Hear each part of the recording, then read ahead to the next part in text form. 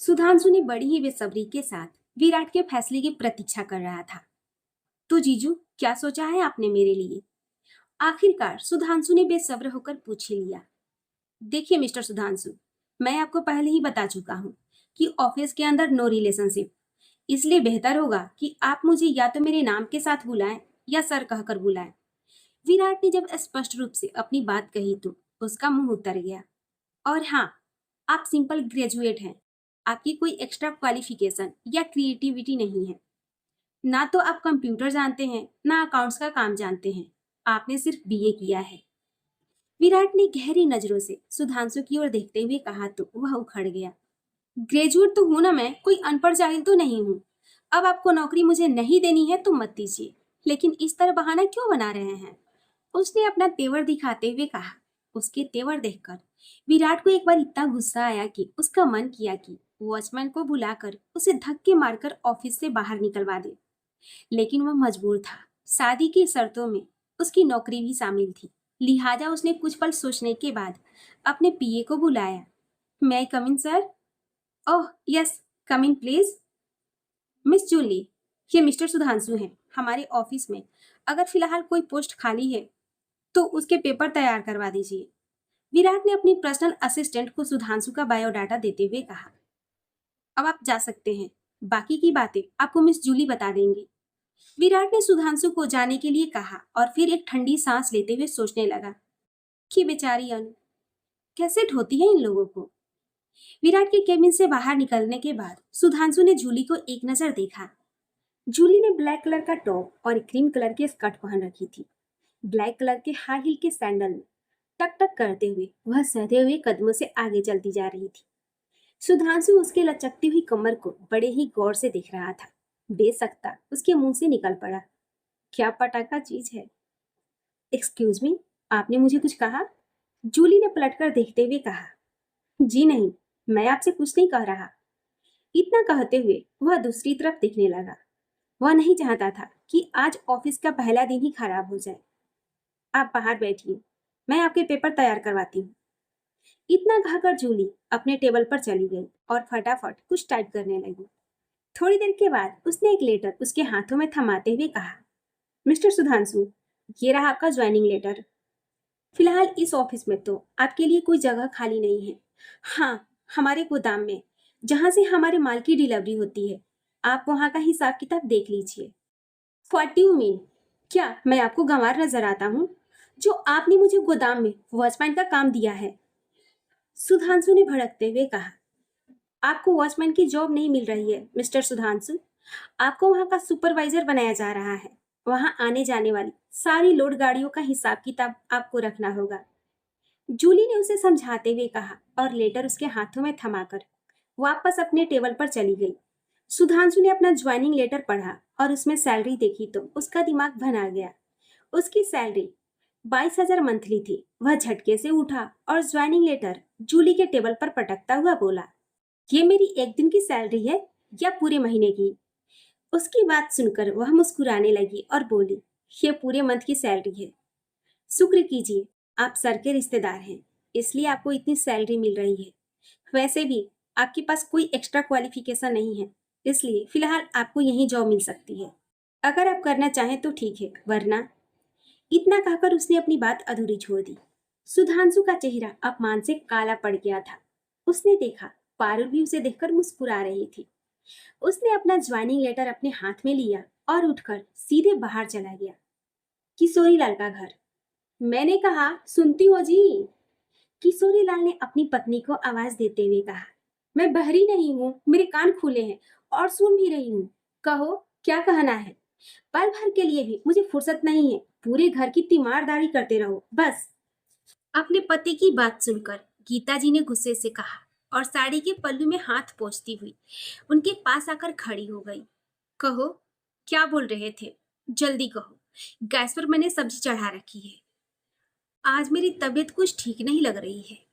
घबराहट सी हो रही है और चक्कर भी आ रहे हैं। तुम जरा मुझे डॉक्टर के पास ले चलो। किशोरी लाल ने गहरी गहरी सांस लेते हुए अपने सीने को मसलते हुए कहा। सारा दिन चौकी पर पड़े रहते हो और क्या होगा? अरे, कम से कम बैठे बैठे भी थोड़ा एक्सरसाइज कर लिया करो। मैं घर के काम देखूं या तुम्हारे पीछे पीछे रहूं।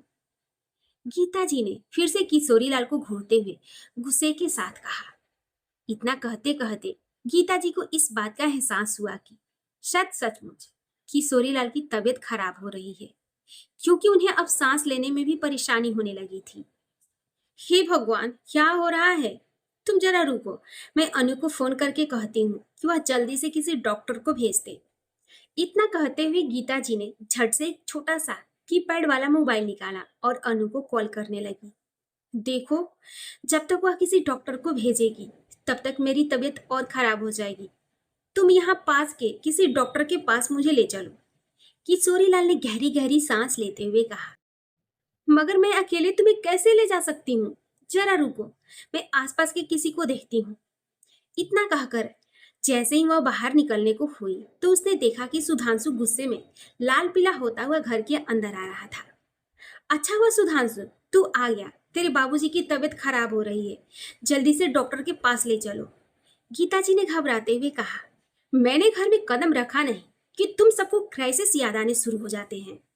वहां ऑफिस में जीजू ने मेरा दिमाग खराब कर दिया और यहाँ घर पर घुसते ही अब डॉक्टर के पास जाऊं। सुधांशु ने गुस्से से भनाते हुए कहा। ऐसा मत बोल बेटा, जल्दी से इन्हें डॉक्टर के पास लेकर चलो। कहीं ऐसा ना हो इन्हें कुछ हो जाए। अपनी माँ को इतना घबराया हुआ देखकर सुधांशु ने जैसे ही अपने पिता की ओर देखा तो उन्हें बेचैनी से सीना मसलते हुए देखकर घबरा गया।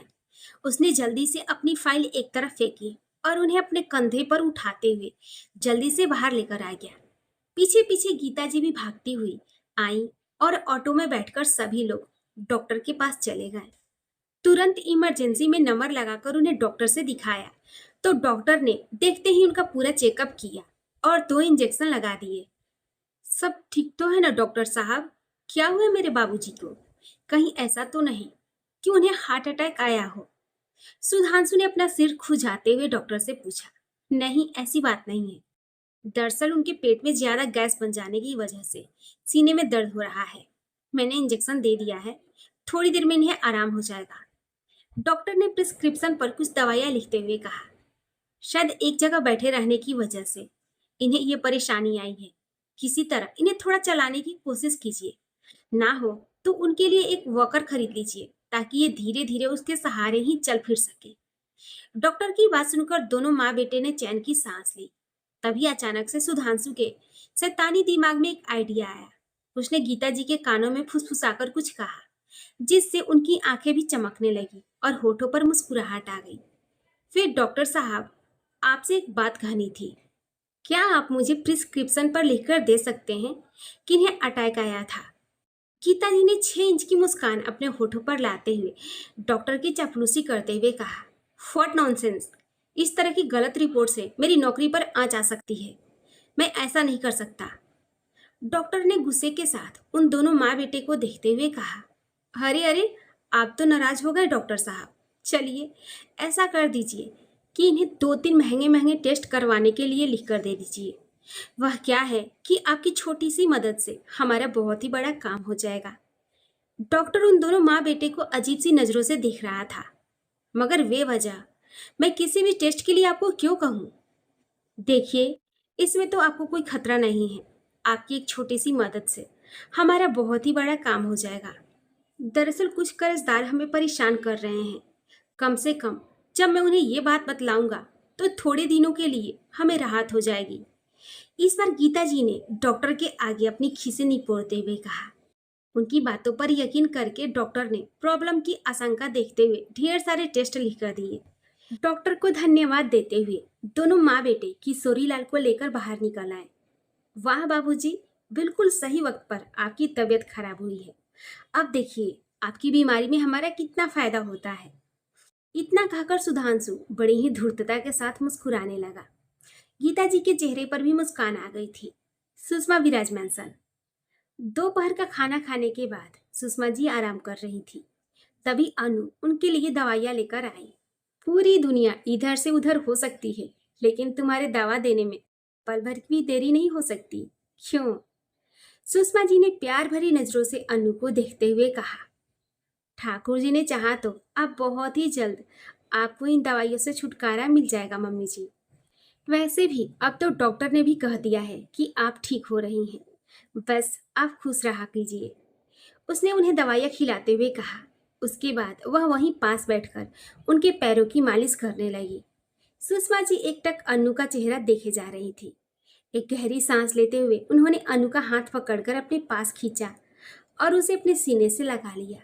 तेरे इस घर में कदम रखते ही मेरी जिंदगी में खुशियां ही खुशियां आ गई है। सच कहूँ तो मेरे मन में एक बार फिर से जीने की तमन्ना जाग उठी है। अब मैं अपने ढेर सारे पोते पोतियों को अपनी गोद में खिलाना चाहती हूँ।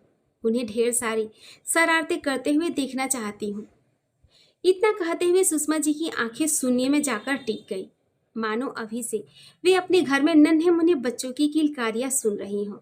उनकी बात सुनकर अन्नू को समझ नहीं आ रहा था कि वह क्या कहे। आप जल्दी से ठीक हो जाइए मम्मी जी, भगवान ने चाहा तो आपकी सभी इच्छाएं पूरी होगी। अनु ने धीरे से कहा। देख, थोड़ी देर में शाम हो जाएगी। चलो, मैं तुम्हारे साथ नीचे चलती हूँ।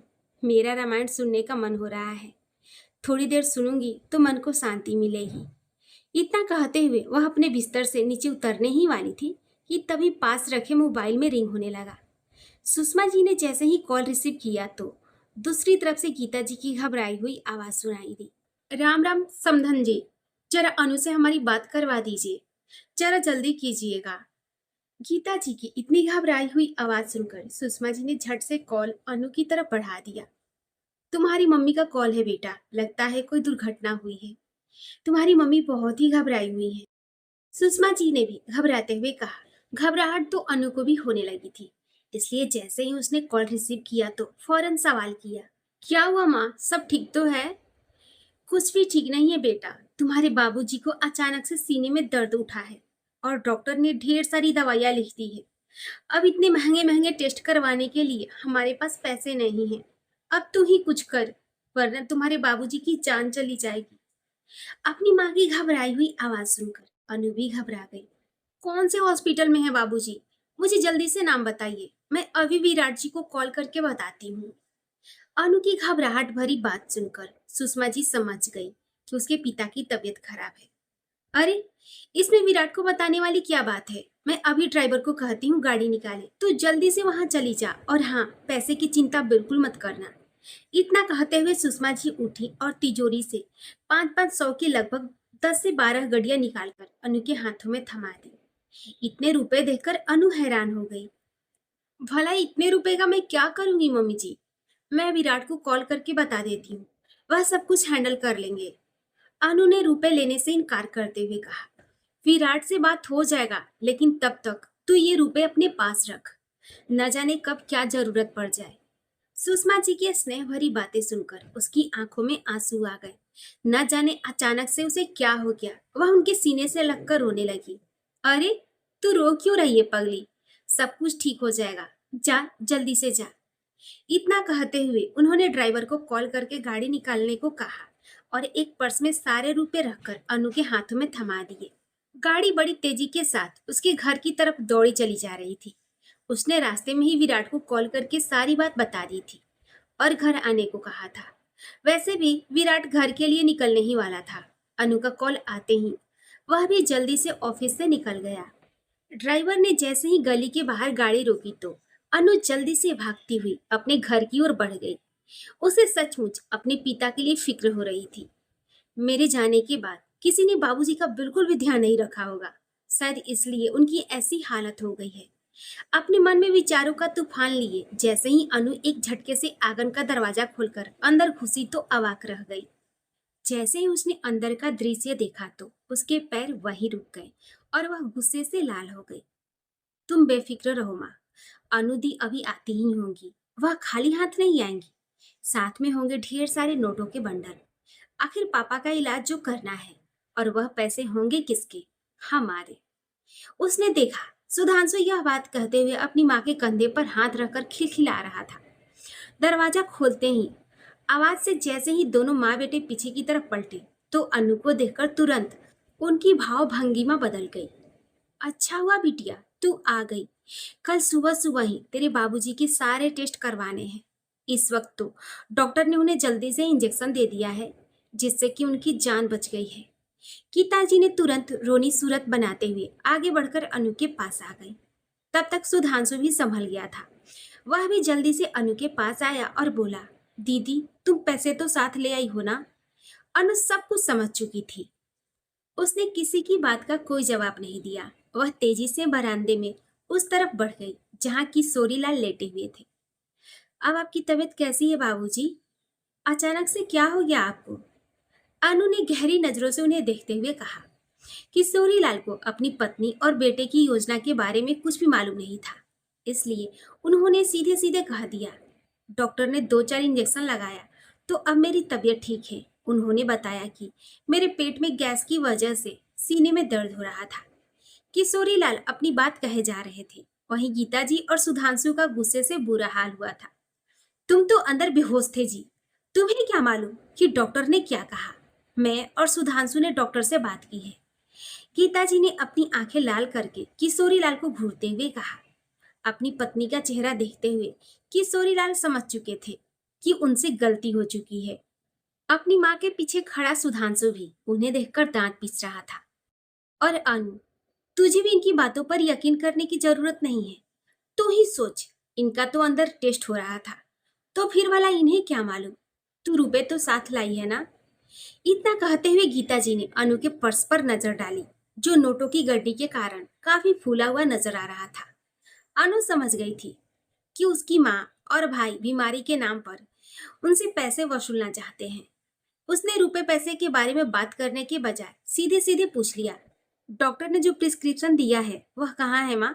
मुझे दीजिए, मैं अभी विराट के फैमिली डॉक्टर से बात करती हूँ। गीताजी ने देखा कि इस वक्त उनकी बेटी के चेहरे पर एक अजीब तरह की सख्ती छाई हुई थी। उनकी एक आवाज पर सर झुका देने वाली उनकी सीधी साधी बेटी अनु आज उनके सामने तनकर खड़ी थी। गुस्से और अपमान से गीताजी का चेहरा लाल हो गया था। तुझे अपने फैमिली डॉक्टर से बात करने की कोई जरूरत नहीं है। मैंने कहा ना कि मैं और सुधांशु यहाँ अपने डॉक्टर से दिखा लेंगे।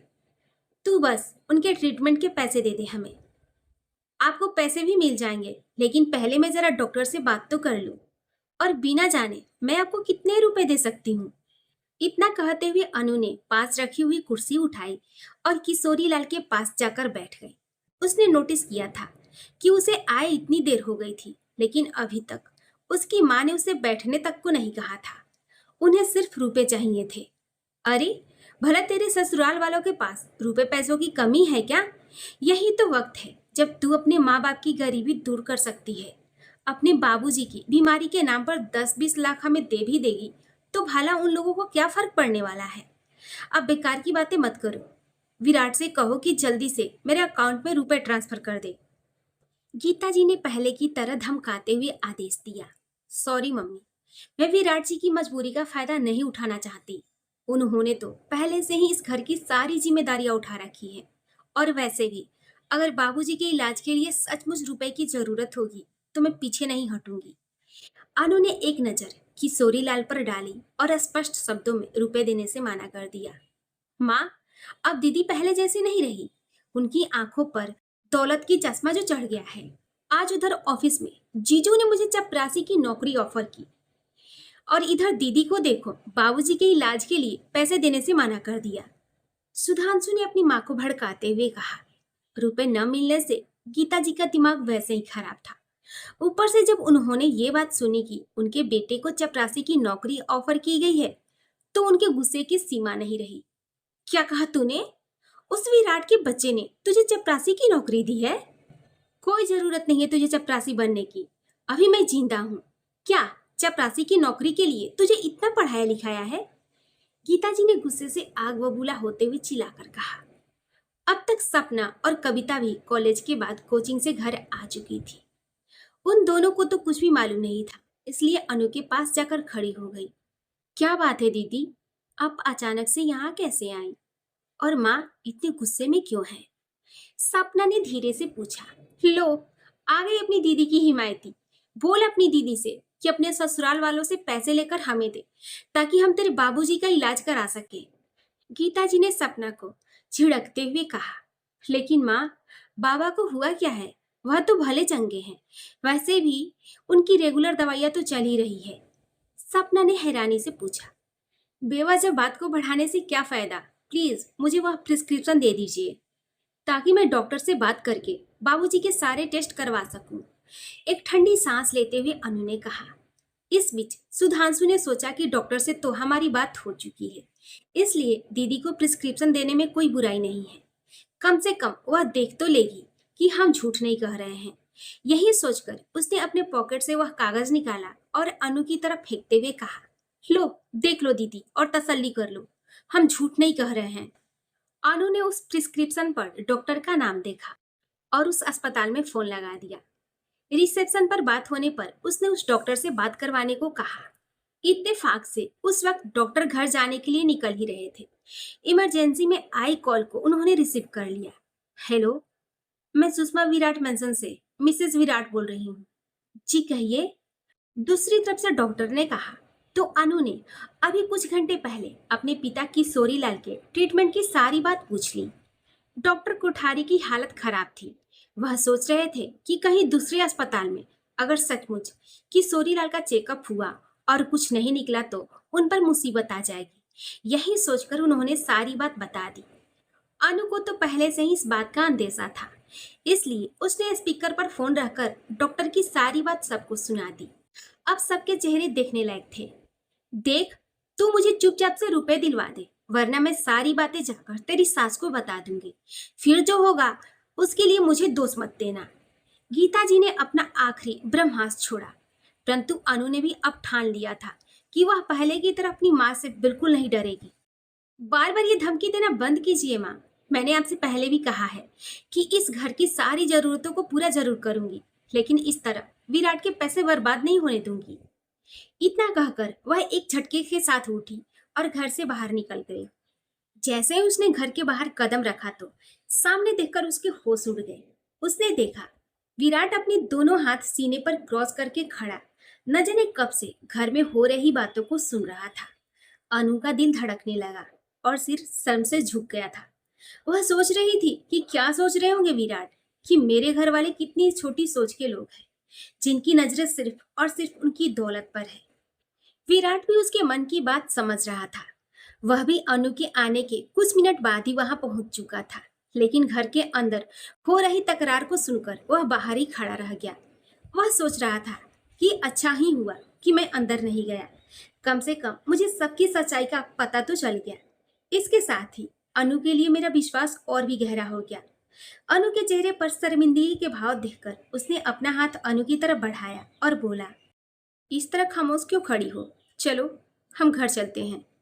मेरा ख्याल है यहाँ आप सब ठीक हैं। विराट की बात सुनकर उसने कुछ भी नहीं कहा। उसने चुपचाप हाँ में सिर हिलाया और चुपचाप गाड़ी में जाकर बैठ गई।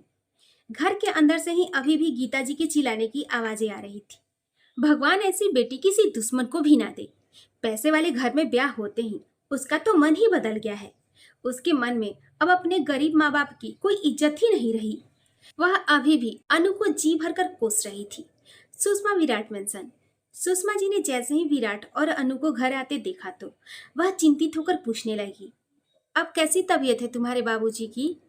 सुषमा जी की नजरों में अपने लिए और अपने परिवार वालों के लिए गहरी चिंता और संवेदना का भाव देखकर अनु के दिल में कुछ चटक सा गया। वह सोचने लगी कि कितना फर्क है इनमें और मेरी माँ में। उनके जीवन में सिर्फ पैसा ही अहमियत रखता है, किसी की भावनाओं से उन्हें कोई मतलब नहीं। अनु को खामोश देखकर सुषमा जी ने सोचा कि शायद उसके पिता की तबीयत ज्यादा खराब है। क्या हुआ, सब ठीक तो है? तो मेरी बात का जवाब क्यों नहीं दे रही? सुषमा जी ने अनु के पास आते हुए कहा।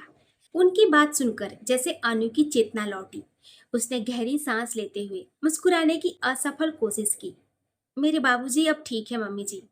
दरअसल गैस की वजह से उनके सीने में दर्द हो रहा था। अब घबराने वाली कोई बात नहीं है। और हाँ, मुझे इन रुपयों की भी जरूरत नहीं पड़ी, आप इन्हें रख लीजिए। इतना कहते हुए अनु ने सारे नोटों की गड्डियों को निकालकर उनके हाथों में दे दिया।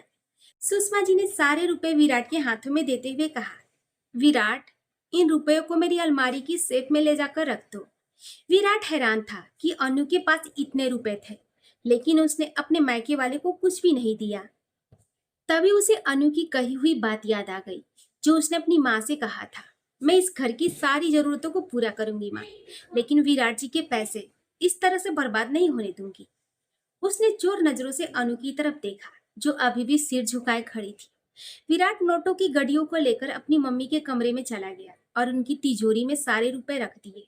उसके मन में अनु के लिए इज्जत और बढ़ गई थी। वह सोच रहा था कि अगर उसकी जगह कोई दूसरी लड़की होती तो आसानी से इन रुपयों को अपने परिवार वालों को दे देती, लेकिन उसने ऐसा नहीं किया। उसे इस बात का पूरा यकीन हो गया था कि अनु भोली भाली होने के साथ साथ बहुत ही सच्ची और खुददार भी है।